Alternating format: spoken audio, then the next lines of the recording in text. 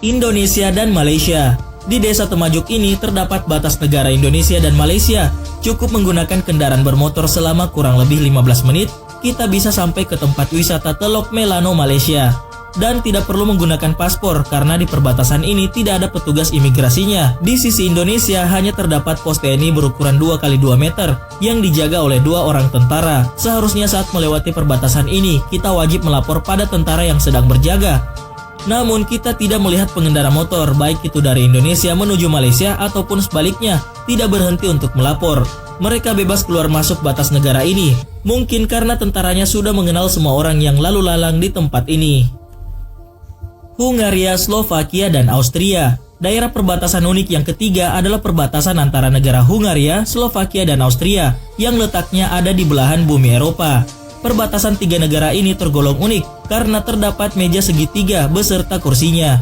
Meja tersebut tampak seperti meja segitiga biasa, namun meja dan kursi tersebut dimiliki oleh ketiga negara. Sisi pertama meja dimiliki oleh negara Hungaria, sisi kedua meja dimiliki oleh negara Slovakia, dan sisi ketiga meja dimiliki oleh negara Austria. Gambar atau logo negara yang terpampang di permukaan meja inilah yang menjadi simbol kepemilikan dari barang itu. Jika kita bersama-sama duduk dengan teman-teman kita, maka kita sedang berbicara di wilayah tiga negara yang berbeda. Amerika Serikat dan Meksiko. Ada perayaan setiap tahun antara warga Naco, Arizona dengan warga Naco, Meksiko untuk mengadakan pertandingan bola voli di perbatasan kedua negara.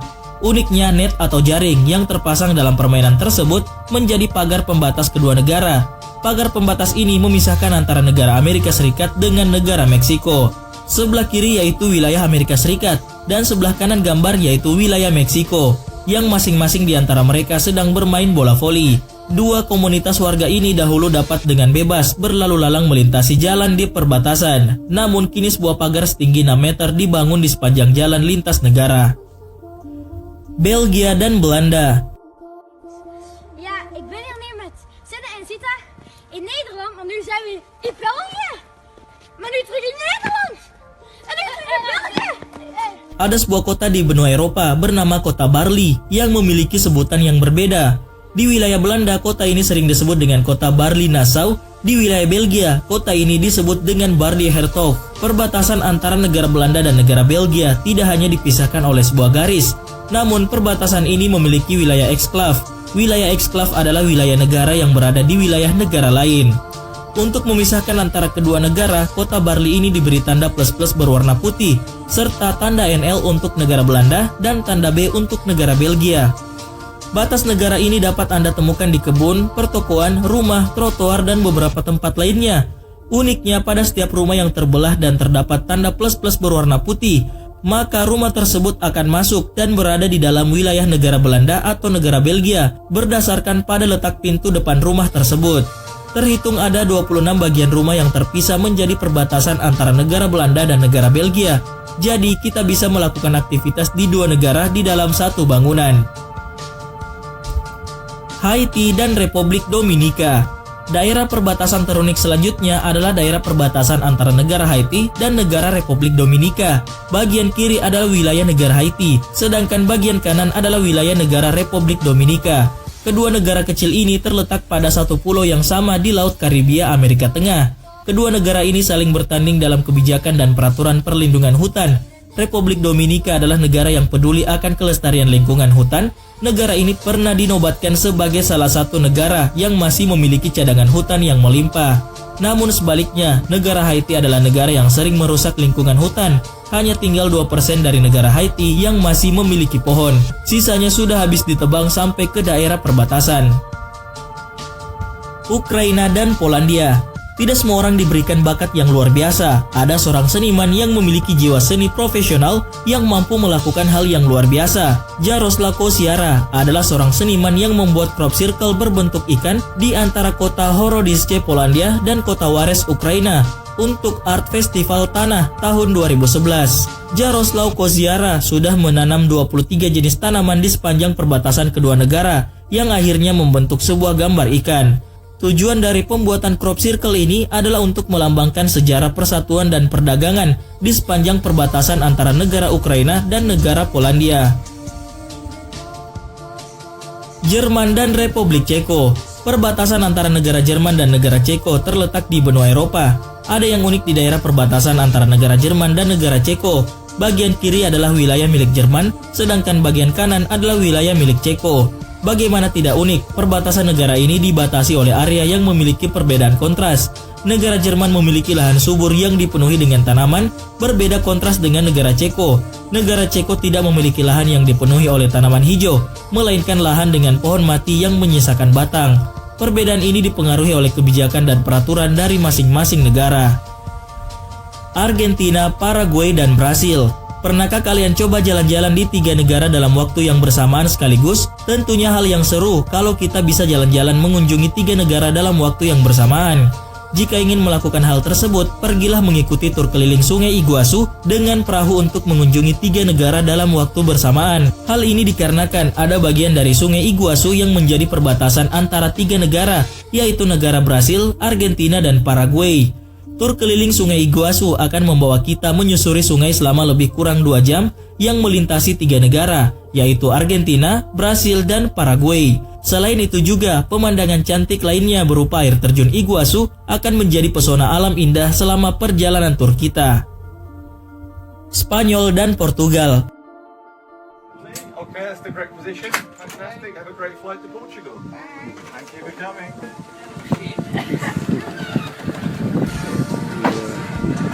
Ada yang unik dari perbatasan daerah antara negara Spanyol dengan negara Portugal, yaitu di Sungai Rio Guadiana. Sungai ini membagi 2 wilayah negara, yaitu wilayah Sant Cugar de Guadiana milik Spanyol dan wilayah Alcoutim milik Portugal. Kedua negara yang bersebelahan ini memiliki zona waktu yang berbeda.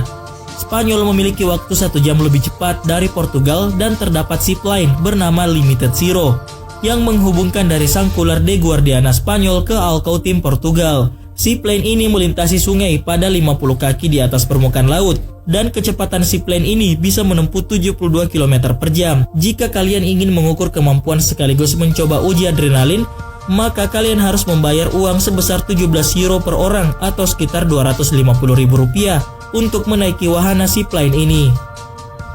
Brasil dan Bolivia. Apakah kalian bisa membedakan antara 2 wilayah ini? Perbedaan apa yang kalian temukan? Yap, adanya bagian lahan hijau dan lahan gundul. Daerah perbatasan antara negara Brasil dan negara Bolivia dibatasi oleh adanya perbedaan lahan. Bagian kiri atas adalah bagian hutan gundul yang dimiliki oleh negara Brasil. Bagian kanan bawah adalah bagian hutan hijau yang dimiliki oleh negara Bolivia. Hutan yang berdiri lebat di negara Bolivia masih dimanfaatkan oleh negara tersebut sebagai upaya pelestarian lingkungan hidup. Paru-paru negara Bolivia ini memberikan kontribusi oksigen yang besar kepada negara ini. Berbeda hal yang dialami oleh negara Brasil. Hutan di bagian daerah perbatasan di negara ini telah beralih fungsi menjadi lahan-lahan pemukiman. Perbedaan kontras inilah yang digunakan sebagai daerah pembatas antara negara Brasil dengan negara Bolivia. Meksiko dan Amerika Serikat. Bagian kanan merupakan kawasan Meksiko yang memiliki daerah sebagai perumahan padat, sedangkan bagian kiri merupakan kawasan Amerika Serikat yang memiliki daerah padang pasir kosong dan gersang yang sedikit dihuni oleh manusia. Wilayah 2 negara unik ini dijadikan sebagai daerah perbatasan negara antara Amerika Serikat dan Meksiko. Kini daerah tersebut dibatasi dengan dibangunnya pagar pembatas yang berdiri tegak sepanjang ratusan kilometer memisahkan negara Amerika Serikat dan negara Meksiko. Belanda, Belgia, dan Jerman. Ada hal menarik apa lagi di daerah perbatasan di benua Eropa? Perbatasan antara Aachen, Jerman, Lik, Belgia, dan Maastricht, Belanda disebut sebagai Drielandenpan.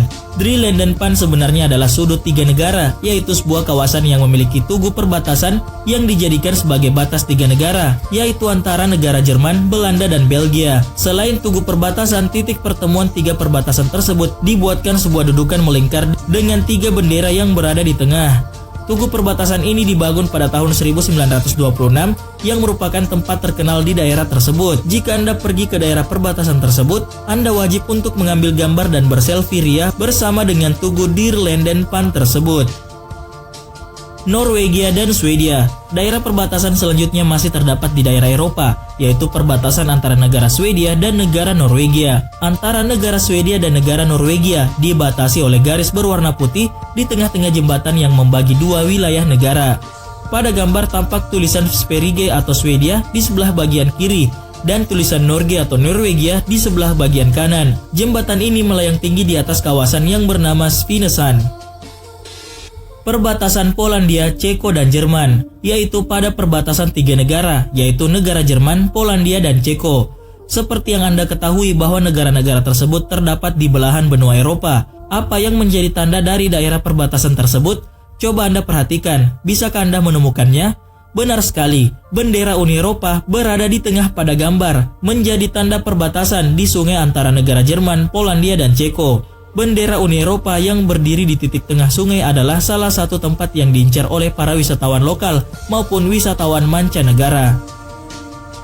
Lituania dan Belarus. Tempat ini merupakan perbatasan antara dua negara, tepatnya berada di benua Eropa, yaitu negara Belarus dan negara Lituania. Pagar besi yang cukup menjulang tinggi merupakan batas kedua negara tersebut. Batas ini digunakan oleh antar warga kedua negara yang masih sekerabat sebagai sarana komunikasi. Mereka dapat berbincang dengan warga negara lain yang dibatasi oleh pagar besi. Meskipun dijaga oleh tentara, tidak mengurungkan niat mereka untuk tetap saling berkomunikasi satu sama lain.